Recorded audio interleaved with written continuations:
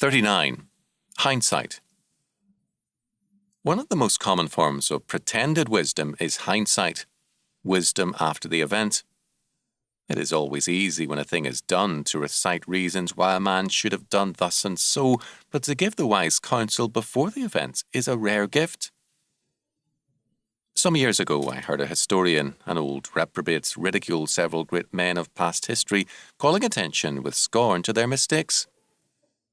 Yet the errors of these men at their worst would almost have been virtues in this historian, who at his best was no more than a learned and drunken fool. Many historians are so puffed up with the wisdom of hindsight that they find it difficult to forgive men and nations for not making use of them, and they vent their frustrations on great men of the past. It is easy to have hindsight when we know the beginning and ending, but to judge the future with a limited knowledge of the present is another matter.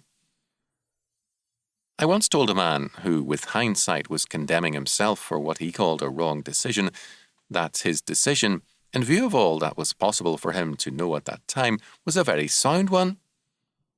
Not being God, he could not possibly have known some of the factors that set aside his efforts. The wisdom of hindsight is a dangerous and false kind of wisdom unless it becomes a means of correcting what errors we make and learning better judgment for today's decisions. Moreover, the wisdom of hindsight is a foolish thing unless it leads to foresight, to better planning and sounder actions today and tomorrow. Most of all, there can be neither sound hindsight nor foresight without faith.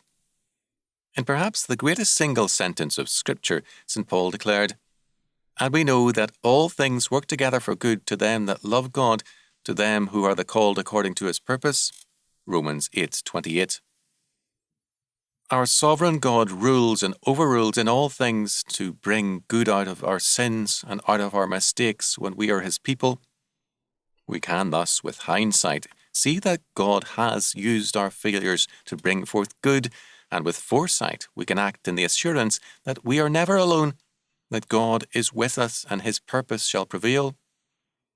Thus we can survey all events in the confidence that, quote, "In all these things we are more than conquerors through him that loved us." Romans 8:37. The only wise hindsight and foresight is to view all things in terms of God.